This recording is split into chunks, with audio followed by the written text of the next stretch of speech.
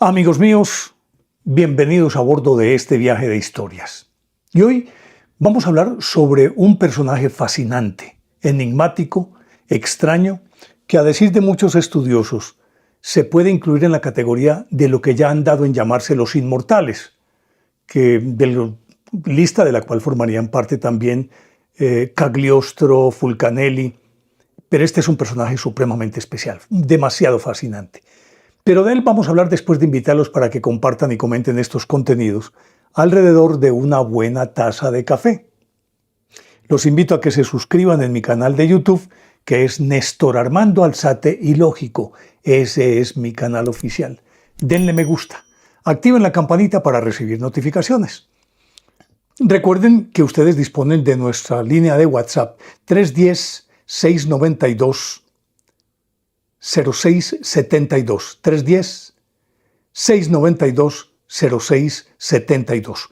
Me pueden escribir sus mensajes o enviarme mensajes de audio. En la medida de lo posible voy a responderles a todos hasta tanto me desborde la cantidad de mensajes. Pero trataré, en la medida de lo posible, de responderles a todos, absolutamente a todos. Pues bien, decía que este es un personaje que entraría dentro de esa categoría de Fulcanelli, Cagliostro y otros tantos. Y es un hombre cuyo nombre no se conoce. Simplemente tiene un título y con ese título se paseó por toda Europa. Estamos hablando del Conde de Saint-Germain. El Conde de Saint-Germain es de esos personajes extraños que ha fascinado tanto que alrededor de su nombre y de sus hechuras se han escrito tantas cosas y lógicamente que se le ha tildado de ser un ignorante, otros dirán que es un hombre encantador de serpientes, dirán que fue un genio, otros dirán que simple y llanamente era un hombre que se aprovechaba de las circunstancias y de las mujeres, en fin, un montón de cosas. Pues resulta que este conde de Saint-Germain habría nacido en 1710. Algunos afirman que era hijo de Mariana de Neuburgo, la reina viuda de España, viuda de Carlos II, hijo bastardo, por supuesto, y que eso explicaría sus finos modales, su refinamiento, porque era un hombre atildado, puesto en su sitio, era un gentleman y podríamos decir que era un arquetipo de la moda. Su apostura, su forma de ser, de hablar, de caminar, seducían inmediatamente. Pues resulta que por allá en 1743, si no estoy mal, este conde de Saint-Germain, aquí tengo pues un montón de apuntes, resulta que en 1743 estaba en Londres y se supone que participó en la revuelta de los Estuardo, que querían o reclamaban el trono de Inglaterra. A los jacobinos perdieron, él fue acusado de espionaje y se tuvo que ir, se desapareció. 12 años después apareció en Francia. Y naturalmente que desde el mismo momento en que llegó, fue bien recibido en los círculos sociales. Pero es que su llegada tuvo un origen bien interesante. Resulta que, por X o Y circunstancia, se encontró al mariscal francés Belle Isle, Bella Isla, algo así por el estilo, Belle Isle. Resulta que este señor había sido herido en batalla y se estaba muriendo, ya en las últimas. Pues el conde de Saint-Germain, que era médico además, lo curó. Él en agradecimiento se lo llevó para París. Y en París le entregó un castillo que en ese momento lo tenían abandonado, el castillo de Chambord, y él allí pudo instalar sus laboratorios porque además era alquimista. Entonces en ellos procesaba pigmentos y colorantes para hacer pinturas mucho más duraderas, más finas y más apetecidas por toda la nobleza. Aparte de eso, pues resulta que él, por sus mismos modales y por su apostura, a donde quiera que llegaba, impresionaba. Lógicamente que impresionaba mucho más por los anillos de diamantes que tenía. Pero aparte de los anillos de diamantes en sus manos, tenía en su caja de rapé, en aquella época el rapé era una mixtura como de tabaco con algo más que impelía los estornudos, entonces eso era de muy buen recibo, el famoso rapé. Y resulta que su caja de rapé estaba llena también de diamantes. Sus zapatos eran zapatos de hebillas con diamantes. Siempre vestía de negro, con camisas de boleros, muy bonitas, y nada más. Mientras que era una época en la que lo colorido de las vestimentas eran la última nota de la moda, y por lo tanto todos se vestían pues de una manera muy, digámoslo, que muy barroca tal vez, es decir, muy recargada de colores y de cosas, pero él se mantenía así. Y a donde llegaba, regularmente no se sentaba. Si se sentaba unos cuantos minutos, pero regularmente permanecía parado. Y permanecía parado además porque como era el centro de la atracción en todas partes, él era el que hablaba y disertando, todo el mundo se embebía, se embelesaba oyéndolo. Cuando llegó a París, de la mano de este mariscal Belle-Isle, pues resulta que fue introducido en el salón de Madame Pompadour, la amante y favorita de Luis XV. Ella, ya para entonces, había dejado de ser la primera dama en la cama de Luis XV y se había convertido no solamente en su confidente, en su amiga y consejera, sino como de cierta manera en su proxeneta también. Y estaba de moda que en París las damas de la nobleza, regularmente las más encopetadas, tenían unos salones en los que se reunían la élite, los pensadores, los poetas, se reunían supuestamente a intercambiar puntos de vista, opiniones y demás, pero lógico que era también unas veladas de rumba, era de fiesta. Pues con su verbo y con su presencia cautivó también a Madame Pompadour. Con mayor razón, cuando, precedido de la fama de médico porque había curado al mariscal, una de las damas de compañía de Madame Pompadour, quizás una de sus amigas más queridas, se intoxicó por la ingesta de hongos. En aquella época también había eso. Y estaba a punto de morirse. Pues nuestro amigo Saint-Germain la curó. Obviamente que eso causó la estupefacción de todo el mundo. Y ya él era el personaje de moda del que todo el mundo hablaba. Y por lo tanto, pues si era el personaje de moda del que todo el mundo hablaba, era invitado especial y de honor de todas las tertulias. Como era apenas previsible, él aprovechaba todas estas ocasiones también para poder, de cierta manera, no solo vender su imagen, sino sus negocios. Con aquel castillo de Chambord, en el que preparaba pues estas pinturas y demás, él afirmaba que podía mutar metales viles en oro y los diamantes. Pues Madame Pompadour, después de esto, se lo presentó a Luis XV. Ella era la más cercana de todas, la gran confidente y amiga de Luis XV. Lo llevó donde Luis XV y Luis XV quedó cautivado inmediatamente también. Cuando ve los anillos de diamantes que tiene, ve las hebillas con diamantes, saca su caja de rapé con diamantes, pues se queda deslumbrado Luis XV. Y como él también era muy aficionado a las piedras preciosas y particularmente a los diamantes, aprovechó en una de esas cenas la coyuntura y le dijo, es que tengo un diamante que tiene ciertas impurezas.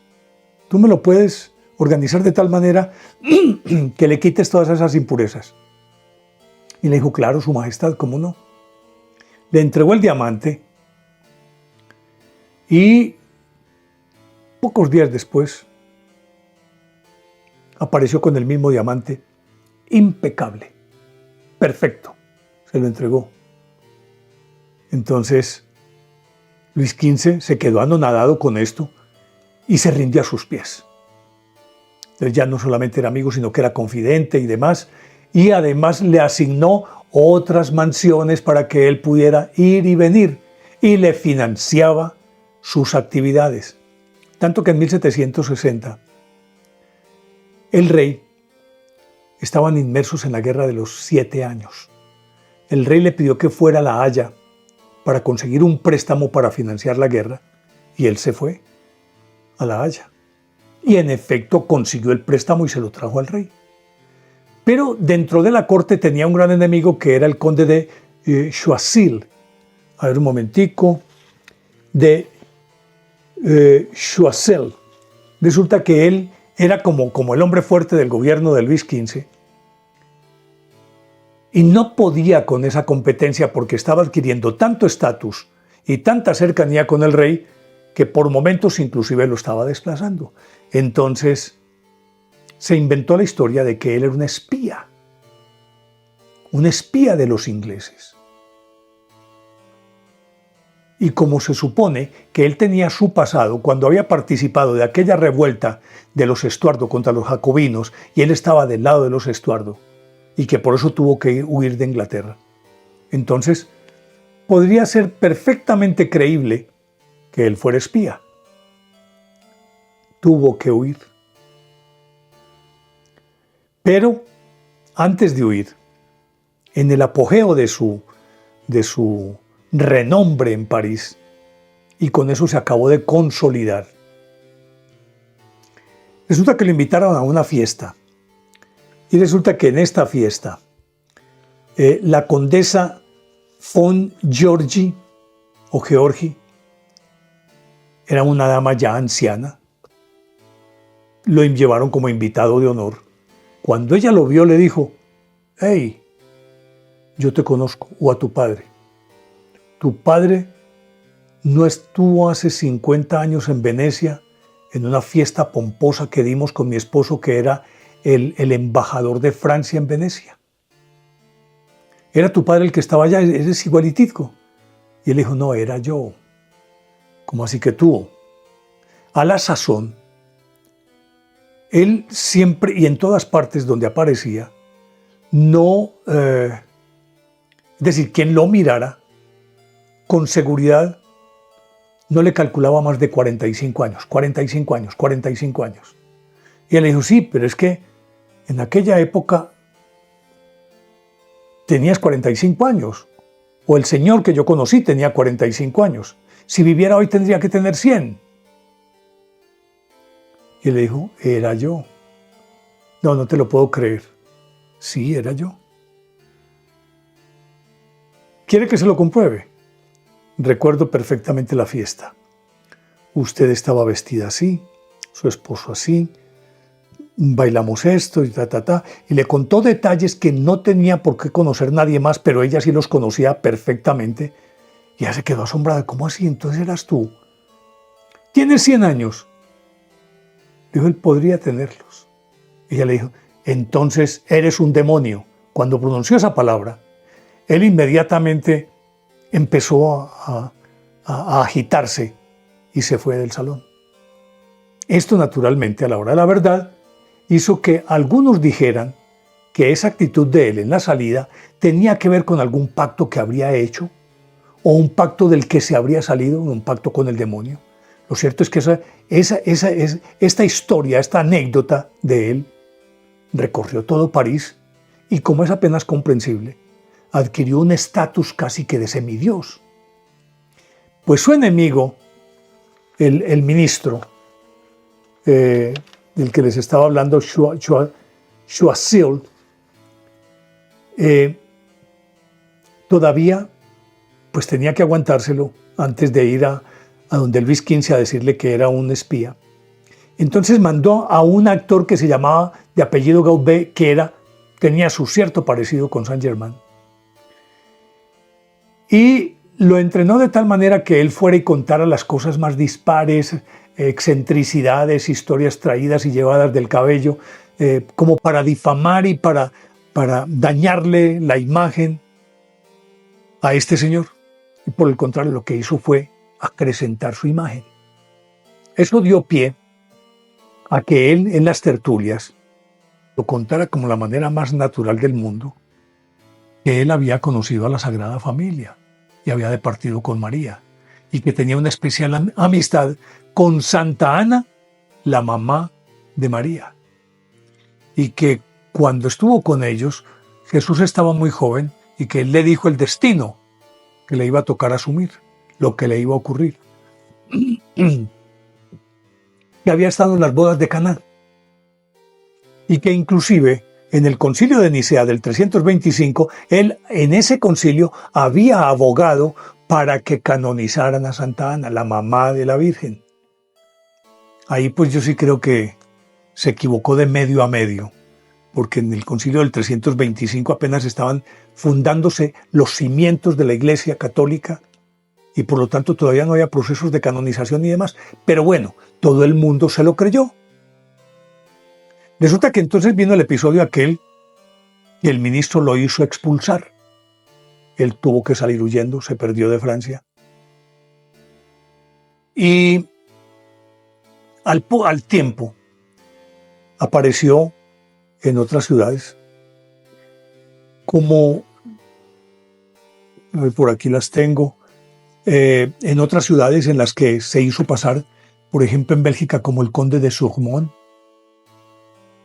y allí montó también un laboratorio para hacer lo mismo, consiguió una financiación de 100.000 florines, que era un capital impresionante, como decimos coloquialmente en mi país, un cojonal de plata. Al tiempo desapareció de allá. Pues siguió sus andanzas. Y luego de todo esto, pasó por muchos países. Pasó por Holanda, se reunió en Suecia con el rey Gustavo III en 1789. Al mismo tiempo estuvo en otros países hasta que fue a recalar ya al final de sus días en una ciudad llamada Eckeford, con la protección de el archiduque Kassel, que lo puso también en un pedestal. Y en todas partes él era el centro de la atracción, pero es que tenía por qué serlo.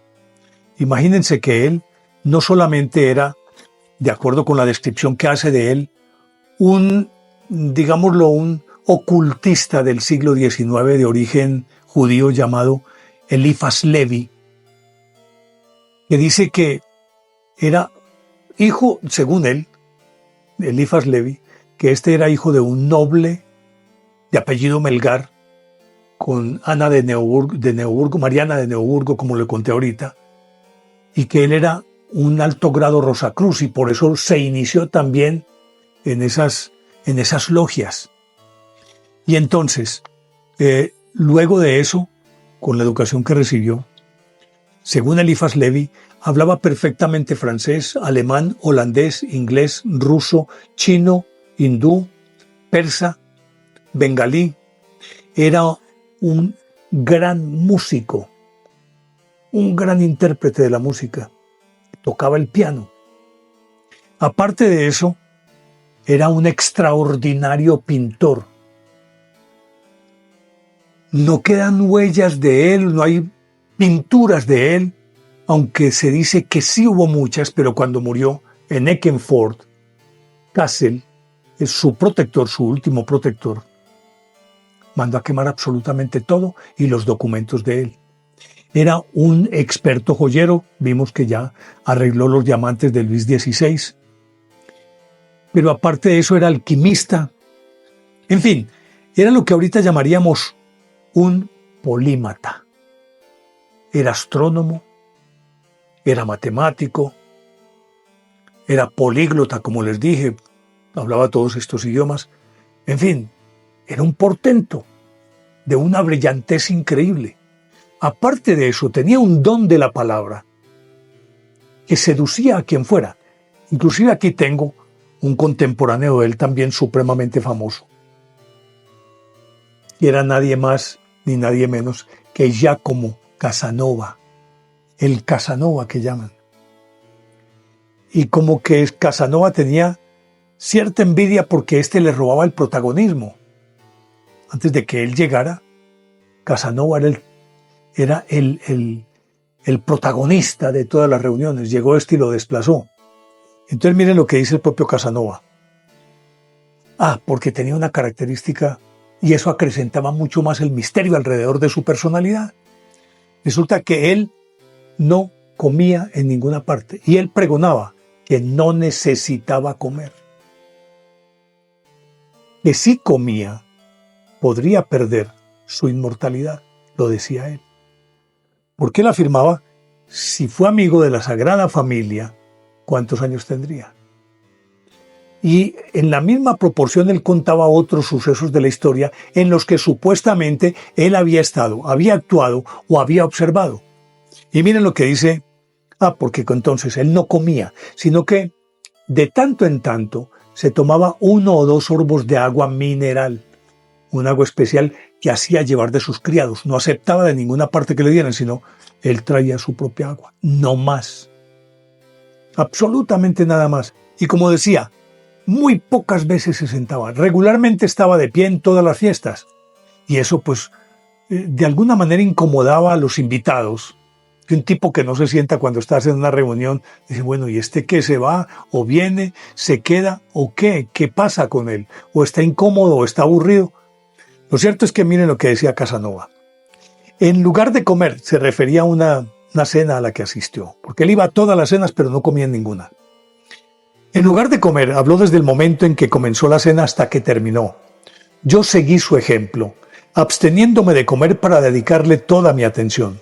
No es exagerado decir que nadie lo igualaba en el arte de la conversación. Y más adelante agrega esto. Este hombre extraordinario creado por la naturaleza para ser el rey de los impostores y los farsantes, decía con el mayor desparpajo y seguridad que tenía 300 años, que conocía el secreto de la medicina universal, que podía dominar la naturaleza, que podía fundir diamantes, considerándose capaz de formar de 10 o 12 diamantes pequeños una sola piedra de la más fina transparencia. Todo esto, decía, eran solo bagatelas para él. Pese a sus alardes, sus mentiras y sus múltiples excentricidades, no puedo decir que fuese desagradable. A pesar de saber cómo era y de los sentimientos que me producía, debo reconocer que era un hombre asombroso. Y miren lo que decía en 1777 el conde de Alvensleben, que era embajador de Prusia ante la corte de Dresden. Decía lo siguiente de Saint-Germain. Es un hombre de gran talento, con una mente muy despierta, pero totalmente carente de criterio. Se ha granjeado su reputación singular a base de las lisonjas más vulgares y rastreras de que puede ser capaz un ser humano, y también a base de su elocuencia sin par, en particular si uno se deja arrastrar por el fervor y el entusiasmo con los cuales se expresa. Una vanidad llevada al extremo es la fuerza que mueve todo su mecanismo. Eran sus contemporáneos. Estoy tomando de este libro que llama Talentos Extraordinarios. Aquí está la vida de él. En este otro libro también, pues me he documentado. Mírenlo, cómo se llama. Y de una serie de fascículos que tengo. Y también aquí me habla del conde de Saint-Germain. Y he consultado otras fuentes. Pero básicamente, pues, estoy con estas 3. Resulta que con todo esto, sus ires y venires a distintos países, en donde siempre dejaba una estela, una huella y un aroma, porque entre otras cosas, a decir de muchos de los que se pretenden ser sus biógrafos, dicen que expelía un aroma natural en una época en la que el agua era reemplazada por los perfumes, que nadie se bañaba. Que recuerden ustedes que estos reyes, Luis XIV, por ejemplo, se bañó 2 veces en su vida, y eso que por prescripción médica, y en la segunda oportunidad dejó hecho su testamento. Luis XVI, su descendiente, no podía ser menos. Y ni se diga las damas de la corte, que usaban perfume a diestra y siniestra, y con eso enmascaraban sus olores corporales. Él, al parecer, emitía, expelía un olor muy particular y muy seductor, decían las mujeres. Nadie sabía qué tipo de perfume o de loción usaría. Lo cierto del caso es que entonces, dejando su huella y su aroma por todas partes, llegó inclusive a Rusia, donde Catalina la Grande. En Rusia, inmediatamente fue recibido en la corte por la misma Catalina, se hizo confidente de Catalina, que lo consultaba. Porque es que a medida que uno va contando la historia, van apareciendo como otras aristas de la personalidad de él u otras actividades que las realizaba con demasiada competencia. Era un hombre supremamente, digámoslo, muy hábil y con muchas destrezas en muchísimos campos. Entonces, políticamente también le servía de confidente a Catalina. Inclusive, ella se lo envió a Alexei Orlov, que era el comandante en jefe de todas las fuerzas militares de Rusia. Y Orlov, lo convirtió en su asesor, por una parte, y llegó a formar parte del ejército, con el grado de general.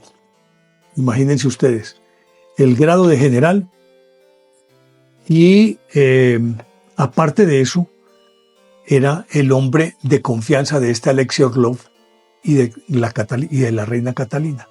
De todas partes a donde llegaba. De allí, al cabo de algún tiempo, se esfumaba y nadie sabía por dónde se iba ni cómo se iba. En esos lapsos en los que desaparecía, se habla, por ejemplo, de que estuvo en el Tíbet durante 12 años y reapareció. Volvió a desaparecer y se dice que estuvo en Egipto.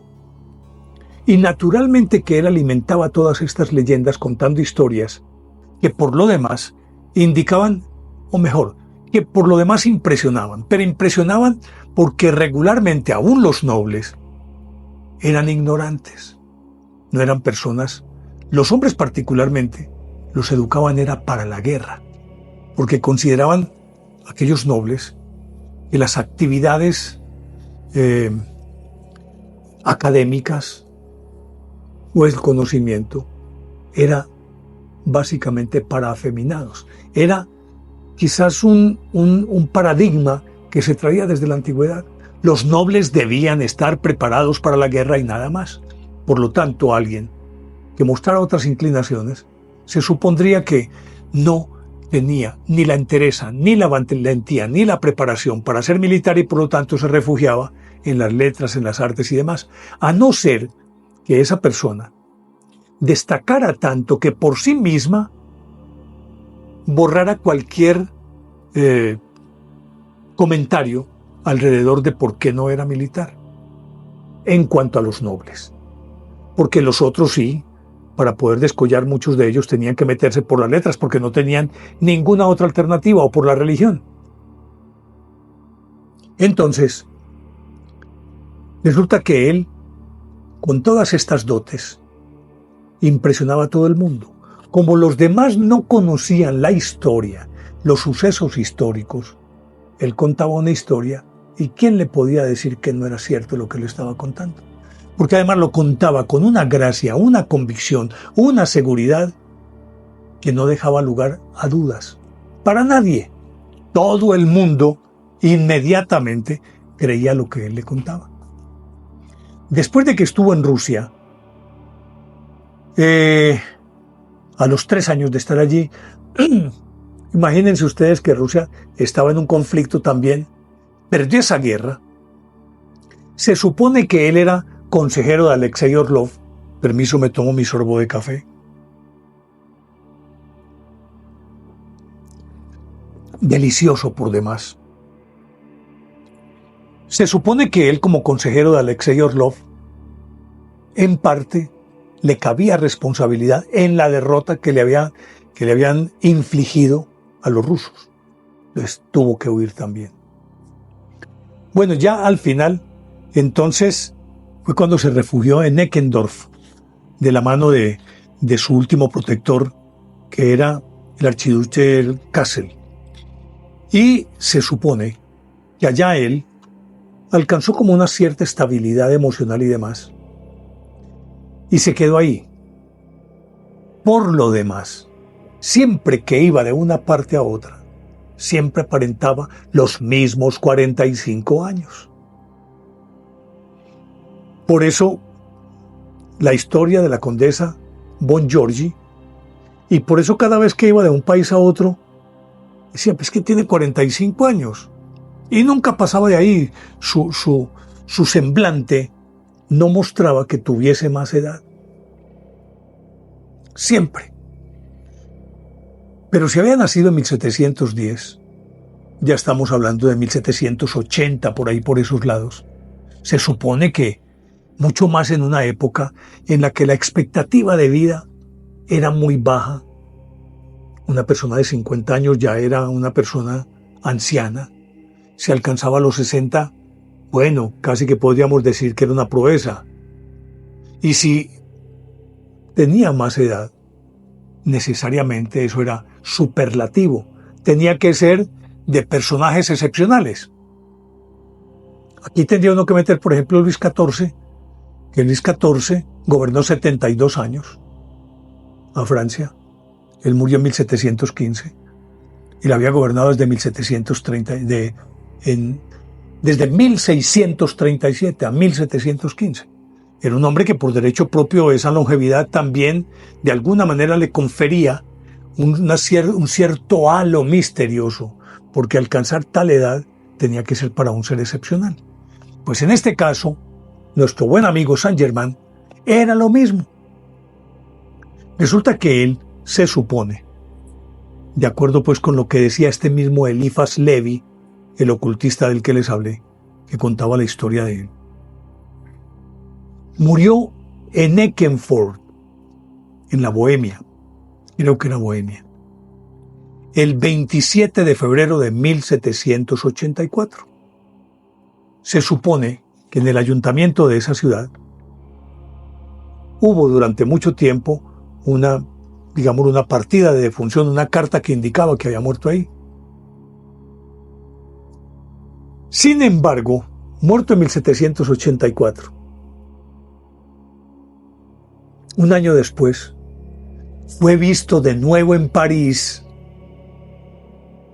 Ya Luis XV había muerto. Estaba Luis XVI y se le vio reunido con María Antonieta, la reina María Antonieta. Y cuentan algunos biógrafos de él que él le contó lo que iba a ocurrir con la Revolución Francesa 4 años más tarde.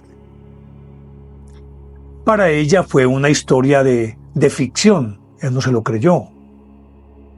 Y tengo entendido que cuando ya inclusive la familia real había sido confinada como prisionera después de la Revolución Francesa, ella, María Antonieta, su esposo Luis XVI, y su hijo, el que pudo ser el futuro Luis XVII, se lamentaba por no haberle creído a Saint-Germain y haber tomado las previsiones del caso para desaparecer de ahí. Se cuenta además que fue visto ese mismo año reunido en la ciudad de Wilhelmsbad con Cagliostro, otro personaje del que vamos a hablar más adelante, con Mesmer, el primero que habló del hipnotismo, si no estoy mal, y con otros intelectuales de mucho renombre de la época. Y siempre tenía 45 años. Ya por entonces, ya al final de sus días, pero ya también había pasado, es decir, después de lo de María Antonieta, en 1785, se dice que fue visto posteriormente, en 1788, 89 reunido ya después de muerto con Gustavo III de Suecia, otra vez, y que estuvo en la corte de Napoleón III. En Napoleón III, imagínense ustedes todo lo que había ocurrido. Ya, esto fue en el siglo XIX, y Napoleón III quedó cautivado por él. Pero parece que la visita que le hizo fue una visita fugaz. Sin embargo, Napoleón III dijo, no, yo tengo que saber más sobre este señor. Y conformó una comisión que reuniera toda la información y todos los documentos y todo lo que hubiera sobre él, que se supone había muerto en 1784. Y ya estamos hablando del siglo XIX. Pues al parecer, reunieron tal cantidad de información, por demás muy sorprendente, tanto que Napoleón III quedó abismado con lo que leyó. No lo podía creer. Pero es algo que nadie nunca supo de qué se trataba, porque Napoleón III no se lo quiso contar a nadie.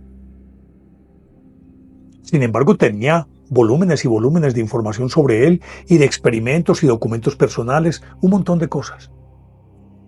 Al parecer, después de que él murió, Hassel, su protector, dice que quemó todas sus pertenencias, pero quedó un montón de documentos que al parecer el mismo Saint-Germain los había guardado en otros lados y no se sabe cómo fueron por esos documentos, que fueron los que le trajeron a Napoleón III.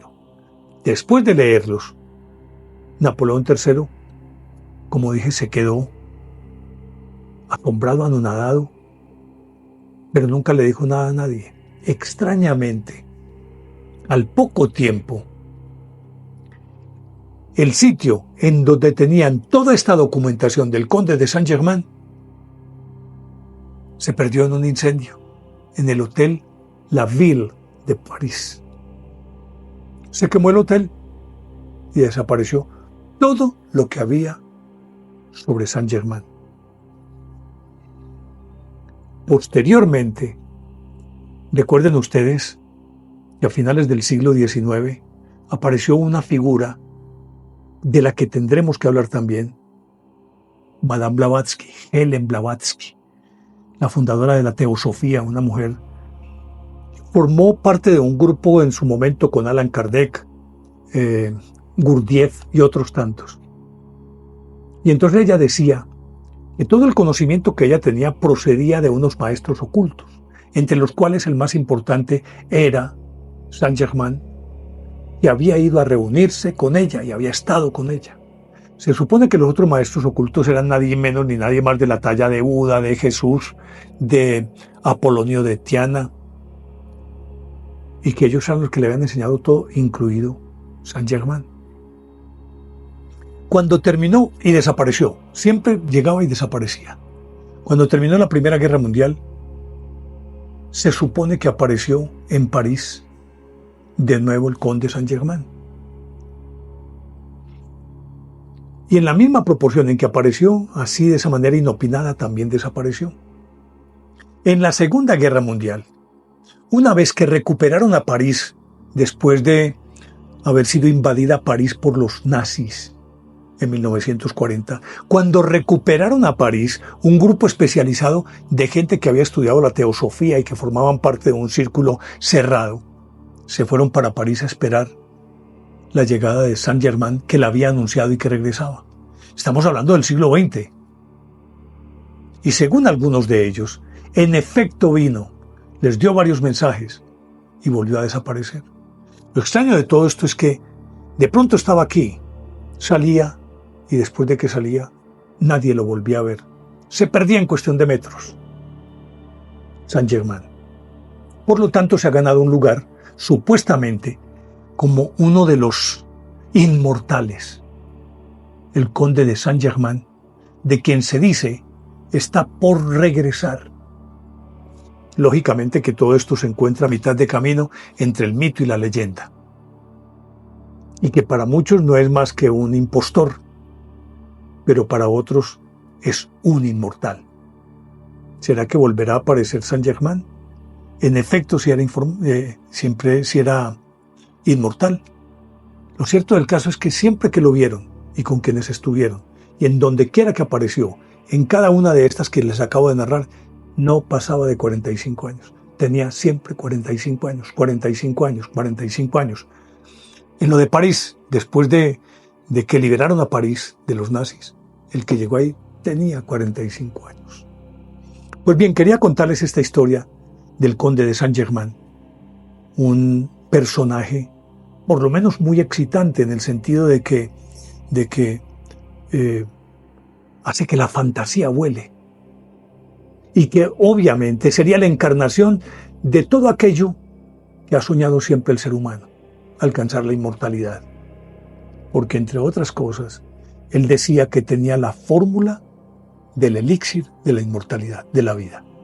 Por eso no comía, por eso no se sentaba regularmente y por eso solamente bebía agua. El conde de Saint-Germain. Quería contarles esta historia, espero que les haya gustado. De ser así, denle me gusta, activen la campanita para recibir notificaciones y les dejo la inquietud de siempre. ¿Les parece lógica o ilógica esta historia? Son ustedes quienes deciden. Y los espero en el próximo viaje de historias que con seguridad va a ser fascinante. Chao.